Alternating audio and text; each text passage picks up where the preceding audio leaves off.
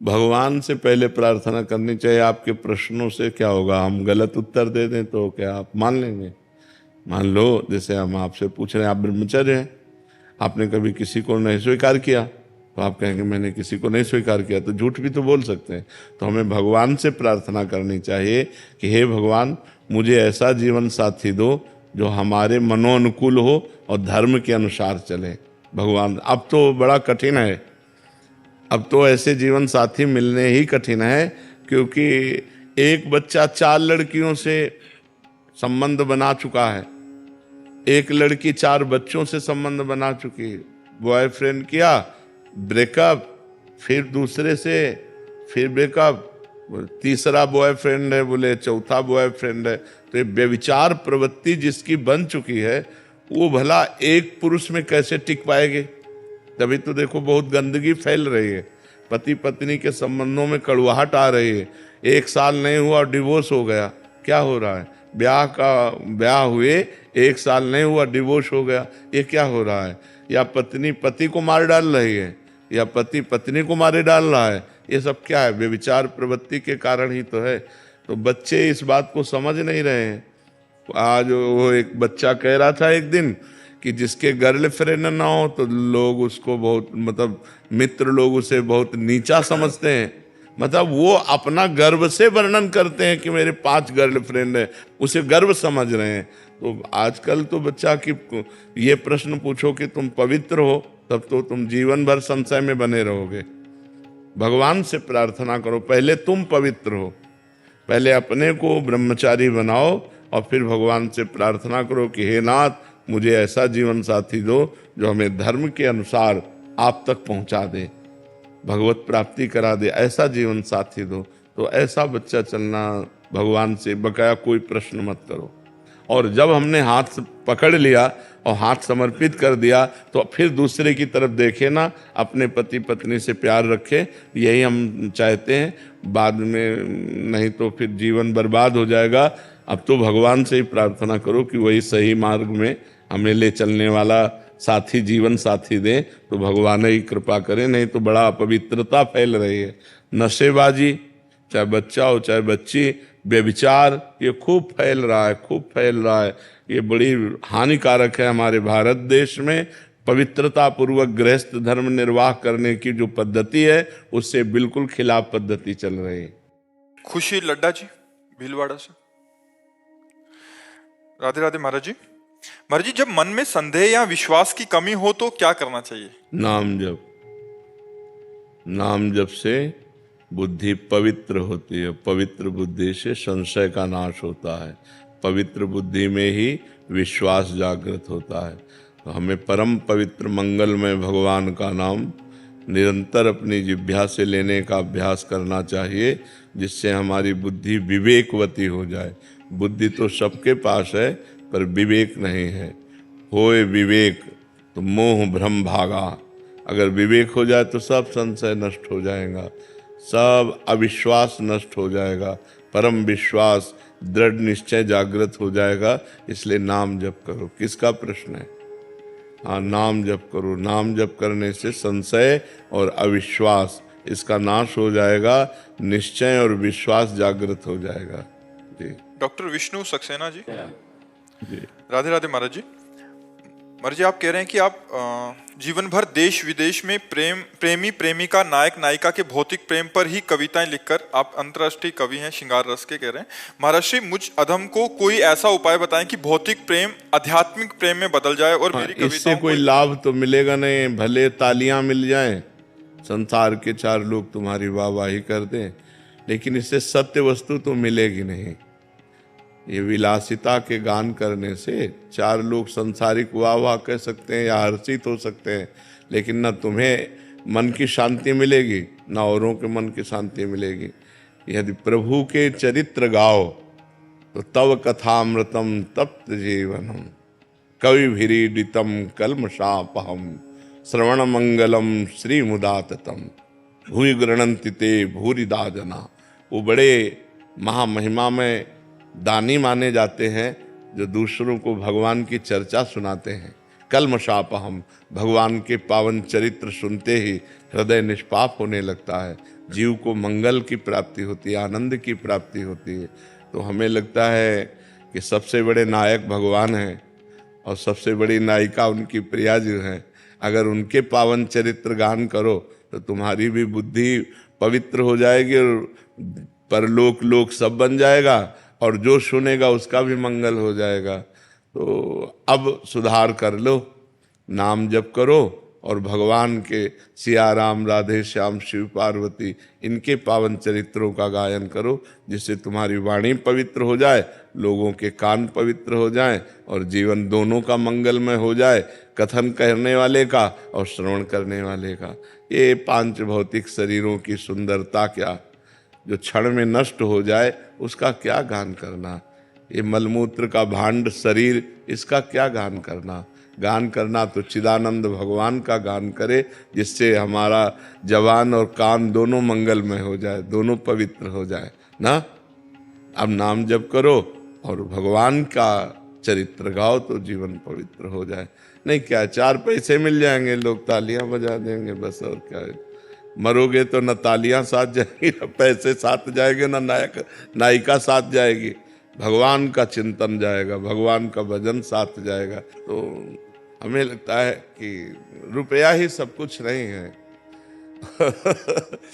भगवान के सहारे हो जाओ और भगवान का यश गाओ तो लोग परलोक सब। थोड़ा कभी बीच में किसी भक्त का पावन चरित्र गा दिया या किसी का तो चलेगा, लेकिन प्रारंभ और अंत ये भगवान से हो तो बीच वाला सब भगवान ही माना जाएगा, क्योंकि हर स्त्री पुरुष के रूप में भगवान ही विराजमान है। हमारी बात समझ रहे हो। अगर अपने प्रोग्राम का प्रारंभ करो भगवान से और अंत करो भगवान में, और बीच में नायक नायिका का कर दो तो भी चलेगा। नहीं, प्रारंभ भगवान से करता हूँ। हाँ, क्योंकि भगवान के बिना जीव खुलना ठीक नहीं है। भगवान से प्रारंभ करो और अंत भी भगवान में करो, और बीच का रहने दो। जो आप गान करते हो और उसे भी भगवान को समर्पित कर दो कि जो हमें सेवा दी है वो मैं कर रहा हूं, तो वही भजन बन जाएगा आपका। ठीक है। रोहन जी बिहार। राधे राधे महाराज। महाराज जी आपके चरणों में कोटि कोटि दंडवत प्रणाम। गुरुदेव, अब मुझे राधा नाम जपना बहुत प्रिय लगने लग गया है। गुरुदेव, लगभग 1.5 वर्ष से मांस, मदिरा, जुआ, व्यभिचार, गर्लफ्रेंड, गंदे बच्चों का संग, नशा, हस्तमैथुन आदि सभी कलयुगी दोष का त्याग कर दिया है। आपकी कृपा से सब छूट गया है महाराज जी। गुरुदेव, अब मुझे ब्रह्मा जी का पद नहीं चाहिए, देवराज इंद्र का पद नहीं चाहिए, मृत्यु लोक का सम्राट नहीं बनना, मोक्ष नहीं चाहिए, योग सिद्धियां नहीं चाहिए, श्री जी भी नहीं चाहिए। महाराज जी, मुझे राधा नाम अखंड जपने का एक कृपा हो जाए। अभी तो सुन के कह रहे हो 500 रुपया में ललचा जाओगे। इतने बड़े त्याग की बात। रास्ते में 500 का नोट पड़ा हो तो कदम नहीं आगे बढ़ाओगे, क्यों? इतनी कृपा कर दीजिए राज। नहीं, ये तो सुन के आप बोल रहे हो, हम असलियत की बात कर रहे हैं कि अगर रास्ते में अकेले जा रहे हो, 500 का नोट पड़ा हो तो कदम नहीं बढ़ेंगे आगे। ये स्थिति जो है, जो आप जो बोले, ये भगवत प्राप्त महापुरुष की स्थिति होती है। जो भगवान सच्चिदानंद में चित्त को डुबो दिया है, और उसे न पारमेष्ठम न महेंद्र धिष्णम न सार्वभौमम न रसाधिपत्यम न योग सिद्धिर अपनर्भवम वा। उसे ये सब नहीं चाहिए। न ब्रह्मा का पद चाहिए, न देवराज इंद्र का पद। क्यों? क्योंकि वो ब्रह्मा को भी दुर्लभ जो भगवदानंद है वो उसे प्राप्त हो गया है। अच्छा रसगुल्ला और सब भोजन हो तो भगवान को भूल जाएंगे। वहां कह रहे ब्रह्मा का पद नहीं चाहिए, योग की सिद्धि नहीं चाहिए, देवराज इंद्र का पद। बड़े बड़े ऋषि मुनियों के मन में क्षोभ पैदा कर दे तो अभी क्या सुन सुना के बोल रहे सुन सुना के बोल रहे। अभी माया का प्रभाव तो देखा नहीं है, पर बच्चे ऊपर बहुत अच्छी मांग है तुम्हारी, बहुत अच्छी मांग है। स्वरूप तो महाराज जी से अलग है। स्वरूप भी अलग है। हमने बहुत अच्छा है, बहुत बुद्धि काम कर रही तुम्हारी। नाम जप करते रहो, ठीक है। हाँ, खूब नाम जप करते रहो, बहुत बढ़िया है, बहुत बढ़िया जी। प्रदीप त्रिपाठी जी। राधे राधे महाराज। राधे राधे महाराज जी। महाराज जी, आप एक उत्तरकांड की एक वर्णन कर रहे हैं। नहीं अनीति नहीं कछु प्रभुताई, सुनहु करहूं जो तुम्हि सोहाई। महाराज जी, जब हम परमपिता परमात्मा के ही अंश हैं तो वे हमें सीधा मार्गदर्शन देकर भगवत प्राप्ति की ओर अग्रसर क्यों नहीं कर देते महाराज जी? वे हमें ऐसे विकल्प ही क्यों देते हैं कि जिससे हम इन तुच्छ भोगों में फंस जाएं? दिया तो सीधा ही मार्ग है, भगवान ने विकल्प तो दिया नहीं, सीधा मार्ग दिया है। ममई वांशु, भगवान करे तू मेरा अंश है। और गीता जी में स्वयं प्रकट होकर बोल रहे नहीं, वो भ्रम में तो नहीं डाल रहे ना, वो कह रहे अनन्यस चिंतयन्तो माम, मेरा अनन्य चिंतन करो। ये जना परिपासते, जो मेरी उपासना करते हैं, तेषाम नित्याभियुक्ता नाम योगक्षेमम भाम्यम। ठेका मैं लेता हूँ, अनंत ब्रह्मांडों के स्वामी कह रहे। आपका प्रश्न है तो भगवान कह रहे ठेका तो मैं लेता हूँ तुम्हारे योग और क्षेम का, तुम केवल मेरा अनन्य चिंतन करो। भगवान और किसी के कार्य के लिए नहीं आदेश कर रहे हैं। मन मना भव मद भक्तो माद्याजी माम नमस्कुरु, मेरे मन वाला बन, मेरा भक्त बन, मेरे को नमस्कार कर, मेरा चिंतन कर, तेरा मैं देख लूंगा, तू मेरा चिंतन कर। तो सीधा रास्ता नहीं दे रहे भगवान, लेकिन हम भगवान का चिंतन न करके भोगों का चिंतन करते हैं। भगवान को अपना न मान कर शरीर और शरीर संबंधियों को अपना मानते हैं। भगवान में सुख न मान करके संसार की वस्तु, व्यक्ति, स्थान, इनमें सुख मानते हैं। तो कहीं ना कहीं गलती हमारी हो रही है। जैसे गुरु रूप में भगवान आके कह रहे इधर चलो, अब हम इधर चल रहे हैं, तो अब फिर ये कह दे कि भगवान ने इधर का रास्ता ही क्यों बनाया, ऐसा नहीं है। अगर भोजन जरूरी है तो शौचालय भी जरूरी है। यद्यपि निंदनीय स्थान है, अपवित्र स्थान है, लेकिन अगर भोजन खाएंगे तो शौचालय की जरूरत पड़ेगी। दिन है, अगर रात ना हो तो सिस्टम बिगड़ जाए पूरी सृष्टि का। ऐसे ही देवता हैं, असुर ना हो तो सिस्टम बिगड़ जाए। अच्छे हैं, बुरे ना हो तो अच्छे की अच्छाई का मतलब ही ना रह जाए। तो भगवान ने पूरा बगीचा अपनी सृष्टि बनाई है, जो चाहिए वो ले लो। और स्वयं उपदेश करते हैं कि तुम्हारा मंगल किस में होगा, तुम्हें किस मार्ग में चलना चाहिए। ये मार्ग तुम्हें नरक ले जाएगा, ये मार्ग स्वर्ग ले जाए। ये कि आपने बना दिया और बताया नहीं, तो स्वयं अवतार लेकर जगत गुरु भगवान श्री कृष्ण ने और ब्रह्म ऋषियों के रूप में स्वयं भगवान ने वर्णन किया है। अब इसमें हमारी कमी है कि हमें बीज दे दिए 100 बीज दे दिए, बम्बुल का, दाख का, गन्ने का, ये अब हम पसंद करके क्या बोएं, ये हमारी पसंद है, ये भगवान छोड़ दिए।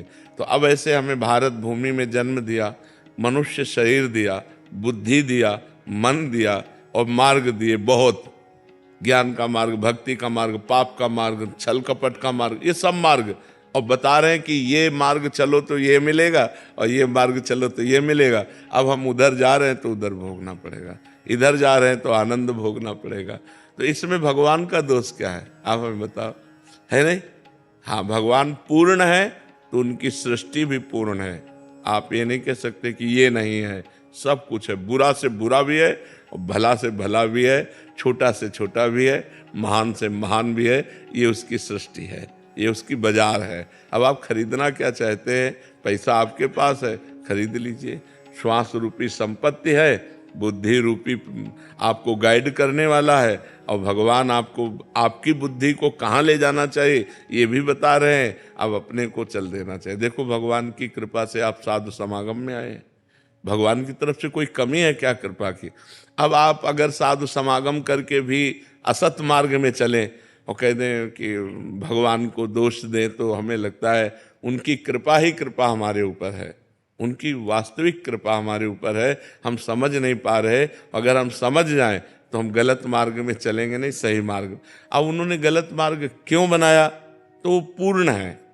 पूर्ण तभी होता है जब सब कुछ हो, पूर्णता तभी मानी जाती है जब सब कुछ हो। तो हमारी भगवान की सृष्टि में सब कुछ है। कुछ आपने क्रूर से क्रूर, निर्दयी से निर्दयी, दयावान से दयावान, और सब कुछ भरा पड़ा हुआ है। अच्छा, वो बने हैं, उन्होंने बनाया केवल नहीं, वो स्वयं बने हैं। जब भगवान के सिवा कोई है ही नहीं, था नहीं, रहेगा नहीं, तो फिर ये सब है क्या? वही बने हुए हैं। और यही जो जान गया, बहुनाम जन्मनावंते ज्ञानवान माम प्रपद्यते वासुदेवा सर्वमित सा महात्मा सुदुर्लभा। सब कुछ भगवान बने हैं, ये जान गए तो उत्तम महात्मा हो गए, आप उत्तम गति को प्राप्त हो गए। तो हमको अच्छी गति, अच्छे मार्ग में चलना है। भगवान ने जो बुरे मार्ग बनाए वो पूर्ण है, वो पूर्ण परमात्मा है, इसलिए उन्होंने पूर्ण सृष्टि रची है, सब कुछ रचा है। देखो, यहाँ भोजन पाते हैं और यही मलाशय है, यही मूत्राशय है, सब कुछ बना है। अब कह दे मलाशय मूत्राशय न हो तो फिर कैसे भोजन का व्यवस्था होती? भोजन का पाचन तंत्र काम करके मलाशय मूत्राशय कैसे? तो सब कुछ होना चाहिए। तो अब मलमूत्र एकदम घृणित चीज है, लेकिन बनता कहाँ से है? यहीं से तो पाते हैं। तो ऐसे ही भगवान ने, जैसे हमारे शरीर में सब कुछ है, सब कुछ है, गंदगी से गंदगी, सब चीज, सब अंदर सब भरा हुआ है, लेकिन ऊपर से कितना चिकना चुपड़ा कर दिया कि हम देखकर प्रभावित हो जाते हैं और रूप देखकर लुभायमान हो जाते हैं। ऐसे भगवान ने सब कुछ पूरी सृष्टि में रचा है। तो हमको क्या चाहिए, हमको कौन से मार्ग में चलना चाहिए, ये भी प्रकट होकर बता दिया। तो अब हमारी गलती है कि हम सही मार्ग न चलकर गलत मार्ग में चलते हैं। भगवान को इसमें दोष न दे, क्योंकि वो पूर्ण है। घर पूर्ण तभी माना जाएगा जब रसोई भी हो और लेटरिन बाथरूम भी हो, तभी माना जाएगा कि ये घर पूर्ण है। ऐसे संपूर्ण सृष्टि को भगवान ने पूर्ण रचा है जी। देवना वैष्णव जी, राधे राधे महाराज जी। महाराज जी, आपके बताए अनुसार मैं लाडली जी से बोलती हूँ कि मैं जैसी भी हूँ, आपके आश्रय में हूँ, आपके भरोसे में हूँ, परंतु महाराज जी ये आश्रय कैसे होता है, ये ठसक भाव कैसे होता है? शिष्टामृत भुक्तवैव चरितम श्रृणवस तवे स्मरण, आपका उच्छिष्ट पाऊं। तो हमारी जो शरणागति पुष्ट होगी तो बिना भोग लगाए ठाकुर जी को पावे ना। उच्छिष्टामृत भुक्तवैव, और आपके चरित्र कानों से सुनूं और आपका स्मरण करूं, और हमारे चरण जब चले तो ऐसी भावनाओं कि मैं आपकी प्रदक्षिणा कर रही हूं, आपके ही जनों का संग हो, इसी से शरणागति हो जाएगी। आपके चरणों का ध्यान, आपका उच्छिष्ट, आपकी लीला चरित्रों का श्रवण, आपके धामों की यात्रा, आपके भक्तों का संग, इसी से हमारा हृदय शरणागति के योग्य हो जाएगा। और जहाँ प्रभु की शरणागति हुई तो उठते बैठते चलते फिरते खाते पीते हर समय भगवान की याद बनी रहेगी।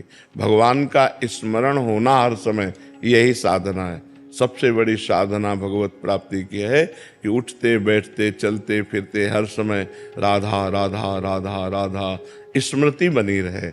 अगर स्मृति नहीं है तो फिर ठीक नहीं है, स्मृति बनी रहना चाहिए। क्या भाव है आपका? महाराज जी आश्रय कैसे होता है, ये ठसक का भाव कैसे होता है? यही इसी से आश्रय। गले कैसे पड़ा जाता है, गले कैसे पड़ा? यही इसी से प्रभु की जूठन पाना, प्रभु का चरणामृत पीना, प्रभु की लीला कथा सुनना, प्रभु के भक्तों का संग करना, प्रभु के धाम तीर्थों की यात्रा करना, और प्रभु के प्रति भाव रखकर सबको प्रभु में देखना। बस प्रभु ही प्रभु है तो आश्रय हमारा पुष्ट हो जाएगा। रमाकांत शर्मा जी गाजियाबाद से। जी हरिवंश महाराज जी, गुरुदेव जीवात्मा के शरीर की मृत्यु होने पर श्री जी से विशेष दैन्य भाव से प्रार्थना करने पर दोबारा जीवित वो जीवात्मा हो सकती है? कदापि नहीं। जब आयु खत्म तो फिर खत्म। अगर जीवित प्रार्थना करने से हो जाती तो कौशल्या जी को वैधव्य सहना ही नहीं पड़ता। जिनके पुत्र राम जी हैं, दशरथ जी को जिला देते नहीं ना। भगवान ने अपने पिता को नहीं जिलाया तो औरों की बात जान। आयु खत्म तो फिर खत्म, फिर कोई प्रार्थना कोई उसमें। हाँ, कुछ महापुरुषों में ऐसा देखा गया कि अपनी आयु उन्होंने उनको दे दी। ऐसा देखा गया कि वो संकल्प किए और अपनी आयु का हिस्सा उनको दे दिया, तो उससे फिर उनकी आयु। लेकिन जितनी श्वासें जिस जीव की हैं उससे ज्यादा एक श्वास भी नहीं ले सकता। यहाँ का क्रम है, जो विधना ने लिख दिया, छठी राव के अंक, राय घटे न तिल बढ़े, रहुरे जीव निशंक। नहीं, बड़े बड़े भक्त जो है ना, वो अपने भक्तों के लिए भगवान से प्रार्थना करके उनकी रक्षा कर लेते। लेकिन आयु जहाँ समाप्त तो समाप्त। भगवान ने अपने वंश को भी नहीं बचाया। 88 करोड़ यदुवंशी आयु समाप्त तो आपस में सब लड़ करके और शरीर पूरा कर दिए। तो जहाँ जिसकी आयु पूरी होनी है उसे नहीं बचाया जा सकता। आपके पास कोई उदाहरण है कि बचाया जा सकता है? तो अगर बचाया जा सकता तो बड़े बड़े ब्रह्म ऋषि, बड़े बड़े महात्मा, देखो वशिष्ठ जी जैसे जो नई सृष्टि की रचना कर दें, वो नहीं बचा पाए दशरथ जी को। जाना है तो जाना है। यहाँ से जब जो घड़ी जो श्वास, बस उसमें खत्म। इसीलिए जितनी श्वासें हैं हर श्वास में नाम जप करो, अच्छे आचरण करो, कोई पाप कर्म ना हो पावे, ज्यादा जीने की आशा न रखो। जितनी श्वासें उतने में काम बना लो। मान लो मेरी अब एक श्वास रह गई, हमने राधा बोला, इसी से भगवत प्राप्ति हो जाएगी। हमें 100 श्वासों की जरूरत ही नहीं है। एक श्वास हो और अच्छे आचरण हो और राधा नाम हो, कृष्ण नाम हो, हरि नाम हो, उसी से काम हो जाएगा। बहुत श्वासें हैं गंदी आदतों में, गंदे आचरणों में, तो उसका कोई महत्व नहीं रहा।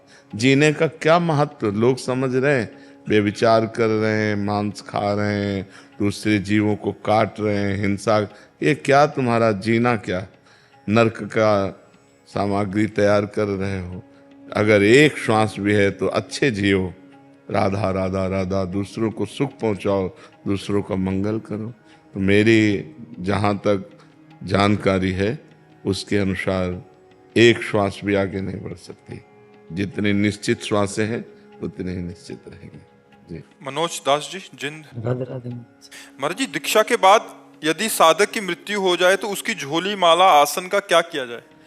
नदी में प्रवाह कर दे, यमुना गंगा आदि नदी में। जो उसके ठाकुर जी हैं, उसकी झोली माला है, उसमें विसर्जित कर दी जाते हैं। जी। महाराज जी, घर में अगर ठाकुर जी की कोई सेवा करने वाला हो तो सेवा कर सकते हैं? ठाकुर सेवा कर सकता है, माला नहीं।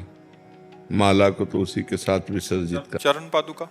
हाँ, उसके साथ विसर्जित कर देनी चाहिए। यदि सेवा करने वाला शिष्य है तो अपने गुरु की चरण पादुका रख सकता है, लेकिन ऐसा नहीं तो फिर वो विसर्जित कर देनी चाहिए। और ग्रंथ आदि? वो भी साथ ही। हाँ, स्वामी राम सुखदास जी ने अपने ग्रंथ, अपना माला, अपनी सामग्री सब चिता में पहले लिख दिया था। कोई भी लेगा नहीं, हमारे साथ चिता में ही जलाई जाएगी। सब चिता में ही उनके साथ हो गए थे। तो किसी पावन नदी में यदि उनकी रुचि है तो अपने अनुयायियों को दे सकते हैं। कोई लेने वाला अगर है वो देना चाहे, नहीं देना चाहे तो उनकी जो दिनचर्या की चीज, माला है, झोली है, ग्रंथ है, ठाकुर जी हैं, वो उन्हीं के साथ प्रवाहित कर। महाराज जी, जो ग्रस्त में है महाराज जी, ये तो विरक्त का मार्ग। उनके परिवार में लोग होते हैं तो वो माला झोली तो उन्हीं के साथ जाएगी। हाँ। प्रिंस जी, दिल्ली से। श्री राधा वल्लभ। राधा वल्लभ श्री हरिवंश महाराज जी।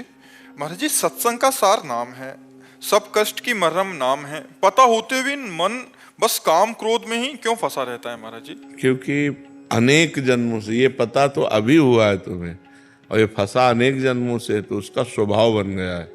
अब उसके स्वभाव को मिटाना होगा वर्तमान के अभ्यास के द्वारा। हम बार बार अपनी जिह्वा से राधा राधा राधा राधा खूब नाम रटें तो धीरे धीरे अभ्यास बन जाएगा। जैसे आप बिल्कुल नाम जप नहीं जप करते थे तो बिल्कुल ये माया में फंसा हुआ था, अब आज 10 मिनट लगने लगा। आप मानते हो इस बात को कि आपने प्रयत्न किया तो 10 मिनट लगने लगा, 20 मिनट लगने लगा, 1 घंटा लगने लगा। तो ऐसे ही हम प्रयत्न करें, प्रयास करें तो 24 घंटा आ जाएगा कि नहीं आ जाएगा? अभ्यास से हम भजन को 24 घंटा में ला सकते हैं, और 24 घंटे जिसका भजन होने लगा वो साक्षात्कार भगवान का निश्चित कर लेता है। श्वासा श्वासा नाम जपे, दुविधा रहाय न कोय। जो हर श्वास में भगवान का नाम जप करता है उसे निश्चित भगवत प्राप्ति हो जाती है। लोक परलोक के सारे सुख उसे प्राप्त हो जाते हैं जो भगवान का नाम जप करता है। अभी हमारी बुद्धि में केवल ये बात सुन सुना के आई है, अनुभव में तो आया नहीं। जब अनुभव में आ जाएगा तो फिर मन नहीं जाएगा, फिर भगवान में लग जाएगा। ठीक है? राधा राधे। राधा राधा। आज जो रुचि हो वो जपो। हम तो राधा राधा ही कहते हैं, हम तो राधा राधा ही कहते हैं। विशाल जी, हिमाचल। राधा वल्लभ श्री हरिवंश। श्री हरिवंश महाराज जी। महाराज जी, आपका प्रश्न थोड़ा ऐसा है कि जैसे कभी महाराज जी युद्ध आदि का संयोग होता है जिसमें किसी का पति हो सकता है, किसी का भाई होगा, किसी का बेटा होगा। महाराज जी, वो तो युद्ध में जैसा भी उनका भी जो भी उनका कर्तव्य ही है, पर महाराज जी पारिवारिक जन बहुत चिंतित हो जाते हैं। तो महाराज जी उन परिस्थिति में, क्योंकि एकदम भय बना रहता है कि कब कोई ऐसी खबर आ जाए, वो तो चिंता का विषय लगेगा ही। उस समय अपने मन को कैसे वो करें महाराज? नहीं समझाया जा सकता, क्योंकि हाँ नहीं समझाया जा सकता, क्योंकि वो कभी भी पधार सकते हैं। भाई बॉर्डर पे हैं या युद्ध में हैं, कभी भी सैनिक हैं, कहीं भी तैनात कर दिए जाएं, कभी भी पधार सकते हैं। तो अगर समझाना तो मोह ये समझेगा नहीं। ममता रत सन ज्ञान कहानी, अति लोभी सन विरति बखान, ये व्यर्थ जाता है। अब जैसे ममता से युक्त है कि मेरा भाई या मेरा पति या मेरा पुत्र ऐसे शरण, अब उसको ज्ञान सुहाएगा नहीं, उसको ज्ञान पचेगा भी नहीं। पर वास्तविक बात यह है कि उस समय सोचना चाहिए कि जितनी आयु है उतना ही पुरुष जीवित रहता है। अगर मेरे संबंधी की आयु पूरी है तो कोई मार नहीं सकता, अगर आयु खत्म हो चुकी तो हम तिजोरी में बंद कर लें घर में लाके तो भी मर जाएगा वो। तो ज्ञान के द्वारा हमको अंदर समझाना चाहिए। दूसरी बात, वो वीर गति को प्राप्त हो रहा है जो प्रशंसनीय है। और तो सब मर ही नहीं, एक्सीडेंट में नहीं मर सकता आदमी।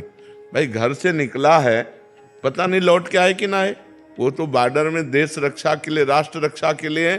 तो हमारी चौड़ी छाती होगी जिस समय ये होगा कि वो वीर गति को प्राप्त हुए, तो हमारी चौड़ी छाती होगी कि राष्ट्र के लिए उन्होंने जान गंवाई। यहाँ तो जान ऐसे ही चली जा रही है।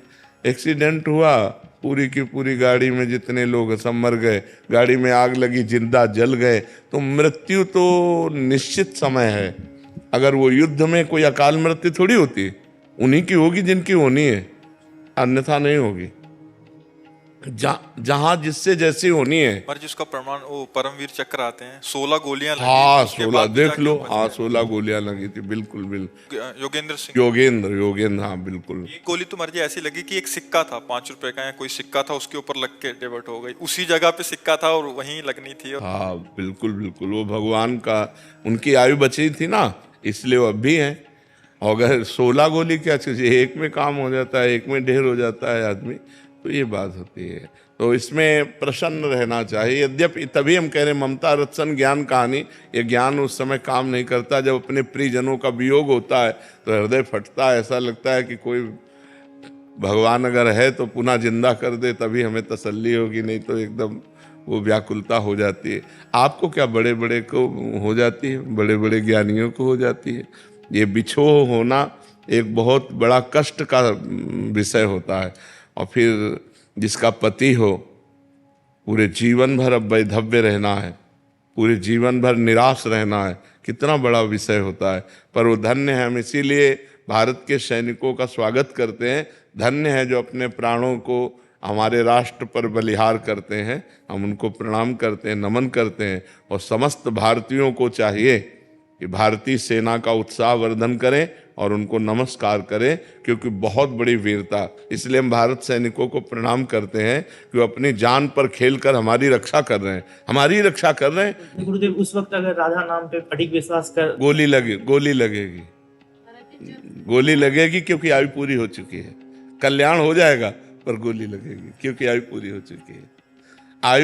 आयु से नहीं, उसी बहाने से तय हुआ था। हाँ उसी बहाने से तय हुआ था, बिल्कुल। वो अधिक विश्वास का फिर मतलब क्या, जिस वक्त जैसे कि आप कहते हैं कि नहीं, परिणाम अच्छा होगा आपका। जैसे आपने कहा राधा, तो गोली आपके लगेगी, आप जाओगे, आपका मंगल हो जाएगा, आपका संसार में आना नहीं होगा। आपके कर्म बंधन जो आपको दुख देने वाले थे सब कट गए। लेकिन ये देखो, हम तुमको शरीर बहुत पॉइंटेड नजर आता है शरीर, लेकिन भगवान के लिए एक कपड़ा है ये, जो तुम हो। तुम्हें गोली नहीं लग सकती कभी, तुम अविनाशी हो। नयनम छिन्नन्ति शस्त्राणि नयनम दहति पावका न चैनम क्लेदन्त्यापो न शोष्यति मारुता। लेकिन ये शरीर जो है ये मरेगा, ये नष्ट होगा। तो हमारी दृष्टि में शरीर बहुत बड़ी चीज है और भगवान की दृष्टि में तुम बहुत बड़ी चीज हो, और तुम्हें कोई गोली लगेगी नहीं, शरीर को लगेगी। तो कपड़ा को जैसे फाड़ दिया जाए, तो अब आपके पास बहुत से कपड़े हैं, तो एक कपड़ा फाड़ने में आपको क्या परेशानी है। तो ऐसे शरीर को गोली लग गई, आपको तो लगनी नहीं है। और अपने को शरीर सब कुछ है और भगवान को उनका अंश सब कुछ है, और उनके अंश को कभी कोई मार ही नहीं सकता। वो अविनाशी है, ईश्वर अंश जीव अविनाशी। तो इसलिए बात होती है। मैं मीडिया का काम करता हूँ, मैं इंटरव्यूज लेता हूँ। कभी कभार ऐसा ये होता है कि जब हम मीडिया से किसी का इंटरव्यू लेते हैं, हम कभी भ्रमिक बातों को फैलाते हैं, टीआरपी के लिए करते हैं, तो इसमें मेरा दिल एक क्षण में फंस जाता है कि अपने कर्तव्यों को पूरा करें, कि जिसके लिए हम काम कर रहे हैं, टीआरपी के लिए बढ़ाए, कि जनता को सत्य दिखाए। नहीं, उचित तो यही है, सत्य दिखाना। अगर आप केवल ये टीआरपी के लिए भ्रमात्मक बातें फैलाएं या झूठी बातें फैलाएं, तो ये अपराध है। ये कहीं न कहीं इसके द्वारा प्राप्त हुआ धन आपकी बुद्धि को भ्रष्ट कर देगा, आगे चल करके आप परेशान हो जाएंगे। और प्रायः लोग धन और बड़ाई के लिए ऐसा करना शुरू कर देते हैं। तो हमें लगता है वो अंततोगत्वा मनुष्य जीवन का लक्ष्य सच्चाई होना चाहिए, मनुष्य जीवन का लक्ष्य भगवत प्राप्ति होना चाहिए, मनुष्य जीवन का लक्ष्य एक अद्भुत आनंद होना चाहिए। वो इससे नहीं प्राप्त होगा। मैंने अपना करियर का स्टार्ट किया, मैं आपसे और श्री जी से आशीर्वाद लेना चाहता हूँ। हाँ, बिल्कुल सत्य प्रवक्ता होना चाहिए, उसमें मिश्रित झूठ बात नहीं होनी चाहिए। हाँ, जरूर है कि समाज में कड़ुआ माना जाता है सत्य प्रवक्ता हो, आपको ज़्यादा लोग आदर नहीं देंगे, आपके जन ही आपका आदर नहीं देंगे, लेकिन जिसका आदर हरि करे उसका निरादर कौन कर सकता है, और जिसका निरादर हरि कर दे तो उसका आदर कौन कर सकता है। ये सब आदर मिट्टी में मिल जाता है, इसका कोई महत्व नहीं होता। ठीक है ना। टीआरपी के लिए झूठ बोलना या किसी को झूठ ब्लेम लगा करके ये सब ठीक नहीं है। बिल्कुल सत्य बात होनी चाहिए। अगर वो दोषी है तो उसको ओपन करो, अगर निर्दोष है तो उसकी निर्दोषता ओपन करो। ऐसा नहीं कि दोषी को बख्श दिया जाए और निर्दोषी को दोषी बनाकर प्रकाशित कर दिया जाए। वो तो जो आप प्रकाशित करेंगे वही जनता देखती है, तो उसमें आपकी हानि हो जाएगी, जनता की तो कोई हानि है नहीं, आपकी हानि हो जाएगी। भगवान भक्ति में आ जाऊं, ऐसा की बात है। नाम जप करो, अधिक से अधिक नाम जप करो। भक्ति का स्वरूप है तदर्पिता अखिलाचारिता तद स्मरणेन परम व्याकुलते। हर आचरण भगवान के लिए हो और नाम जप हो, यही भक्ति का परम स्वरूप है। खूब नाम जप करो। सुमिर पवन सुत पावन नामो अपने बस करि राखे रामो। भजन के प्रभाव से हनुमान जी ने राम जी को अपने बस में कर लिया। तो खूब नाम जप करो, यही भक्ति का स्वरूप है। जीवन अभिमन्यु से हो गया बाबा, चारों तरफ से ऐसा लगता है सारे तीर अपने आप में। कोई तीर आज तक सृष्टि में बना ही नहीं कि हमें भेद सके।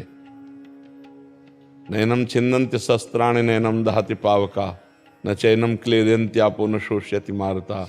अपने को भूल गए हो, शरीर भाव में हो गए हो, इसलिए ऐसा महसूस हो रहा है।